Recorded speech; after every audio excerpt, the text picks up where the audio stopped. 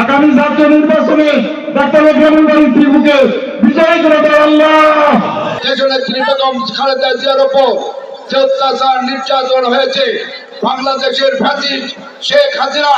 দেশনেত্রী বেগম খালেদা জিয়ার উপর যে অত্যাচার নির্যাতন করেছেন, তারপরে বাংলাদেশ জাতীয়তাবাদী দলের হাল ধরে বাংলাদেশের ছিল ভাইয়েরা আমার, আমরা সেইখান থেকে ভুলে গেছি সবকিছু। বাংলাদেশ জাতীয়তাবাদী দল শুধুমাত্র কেবলমাত্র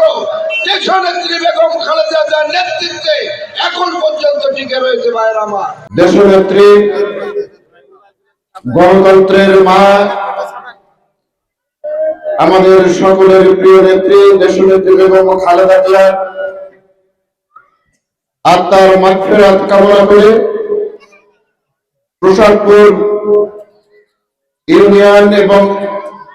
এই ওয়ার্ডের নেতৃবৃন্দের উদ্যোগে এই দোয়া মাহফিল এবং আলোচনা সভার সম্মানিত সভাপতি, অত্র ইউনিয়ন বিএনপির সংগ্রামী সভাপতি, অত্র ইউনিয়ন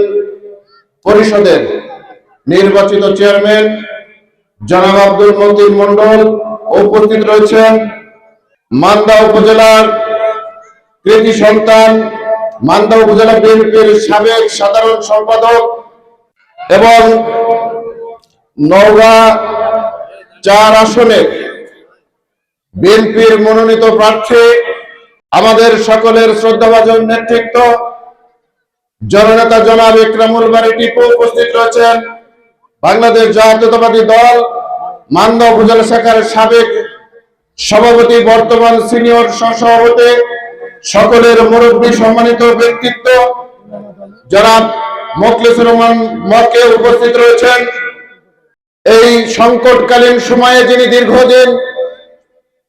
বিএনপি পরিবারকে ঐক্যবদ্ধ রাখার জন্য সাহসী ভূমিকা এবং সাহসিকতার সাথে এই মান্দা উপজেলা বিএনপিকে নেতৃত্ব দিয়েছে, আন্দোলন সংগ্রাম করেছে, মান্দা উপজেলা বিএনপির সাবেক আহ্বায়ক এবং গণেশপুর ইউনিয়ন পরিষদের জনগণের প্রত্যক্ষ ভোটে নির্বাচিত চেয়ারম্যান এবং বর্তমান মান্দা উপজেলা বিএনপির সংগ্রামী সাধারণ সম্পাদক জনাব শফিকুল ইসলাম বাবুল চৌধুরী সহ সকল সিনিয়র নেতৃবৃন্দ, অত্র ইউনিয়ন বিএনপির সকল পর্যায়ের নেতৃবৃন্দ, ওয়ার্ডের নেতৃবৃন্দ এবং অঙ্গ সহযোগী সংগঠনের নেতৃবৃন্দ উপস্থিত সম্মানিত সুধীমণ্ডলী, সকলকে জানাচ্ছে আমার ব্যক্তিগত তরফ থেকে এবং বাংলাদেশ জাতীয়তাবাদী দল কেন্দ্রীয় নির্বাহী কমিটির পক্ষ থেকে মান্দা উপজেলা